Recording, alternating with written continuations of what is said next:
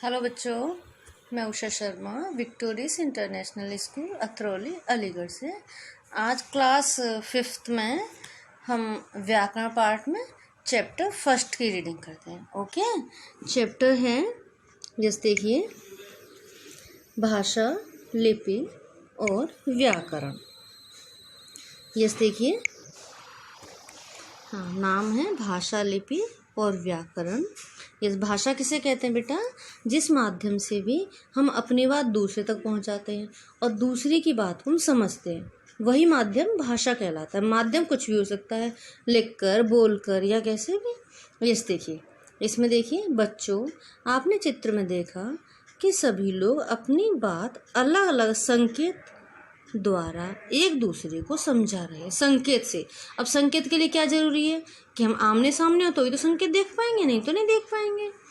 ऐसे और भी संकेत हैं जिन्हें हम आसानी से जान या समझ सकते हैं, लेकिन संकेत द्वारा हम केवल आमने सामने रहकर ही बात कर सकते हैं। आप इशारा किसे करेंगे? जब कोई सामने हो तो केवल इशारे से तो बात नहीं की जा सकती ना। या दूर बैठे व्यक्ति से कुछ कहना हो तो हम संकेत से नहीं कह सकते। दूर बैठे व्यक्ति से बात करने के लिए हमें अन्य साधन की आवश्यकता पड़ती है, जिसे भाषा कहते हैं। यस देखिए, आइए इन चित्रों के माध्यम से समझें क्या कर रहे हैं, आपस में बातें कर रहे हैं। ओके, यस देखिए, पहले चित्र में दोनों ने बोलकर अपनी बात एक दूसरे से कही। दूसरे चित्र में पढ़कर बात समझी गई। इस प्रकार बोलकर कही बात सुनकर समझी गई तथा लिखकर बताई गई बात पढ़कर समझी गई, यही भाषा कहलाती है। इस बॉक्स में देखिए, भाषा वह साधन है जिसके द्वारा हम बोलकर या लिखकर अपने भावों और विचारों को आदान प्रदान करते हैं। ओके, यानी जिस माध्यम से हम अपनी बात दूसरों तक पहुंचाते हैं और दूसरे के विचारों को जानते हैं, यानी विचारों को आदान प्रदान करने का जो माध्यम है वही भाषा है। यस देखिए, भाषा के रूप देखिए। यस, भाषा के मुख्य 2 रूप होते हैं, मौखिक और अगला है लिखित। ओके, यस इधर देखिए, मौखिक भाषा, भाषा का वह रूप जिसके द्वारा हम आपस में एक दूसरे के साथ बोलकर अपने विचार का आदान प्रदान करते हैं, मौखिक भाषा कहलाता है। जैसे भाषण, बातचीत, नाटक, रेडियो सुनना, टेलीफोन पर बात करना आदि।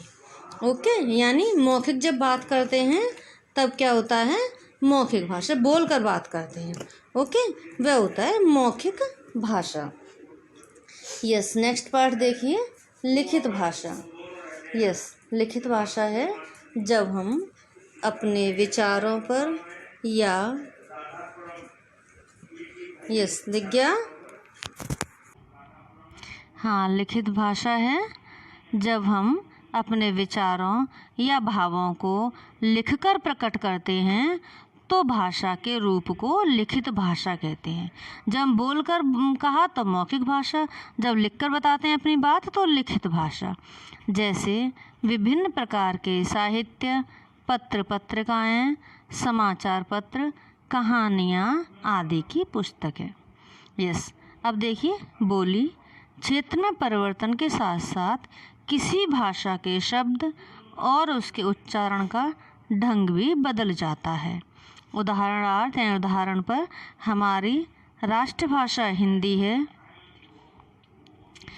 किंतु क्षेत्रीय भाषा के आधार पर ब्रज में यह ब्रज भाषा, अवध में अवधी तथा राजस्थान में राजस्थानी भाषा के रूप में बोली जाती है। यस देखिए, इस प्रकार हमारे भारत में अनेक भाषाएं हैं। भारतीय संविधान में मान्यता प्राप्त भाषाओं की संख्या 22 है। कितनी है? 22 भाषा जिन्हें मान्यता है, जो कि इस प्रकार हैं।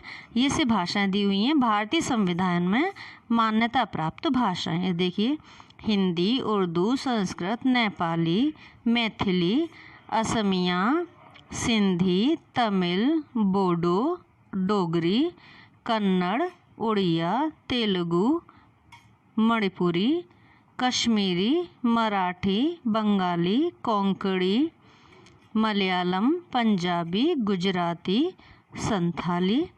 ओके, ये कितनी भाषा है? 22 भाषा। यस। अब है लिपि, यानी हम जो बोलते हैं उसे लिखने का साधन, जिन चिन्ह का हम प्रयोग करते हैं वे चिन्ह ही लिपि कहलाते हैं। यस, देखिए लिपि मुख से उच्चारित ध्वनियों को लिखने में जो ध्वनि चिन्ह विशिष्ट रूप से निर्धारित होते हैं उन्हें लिपि कहते हैं।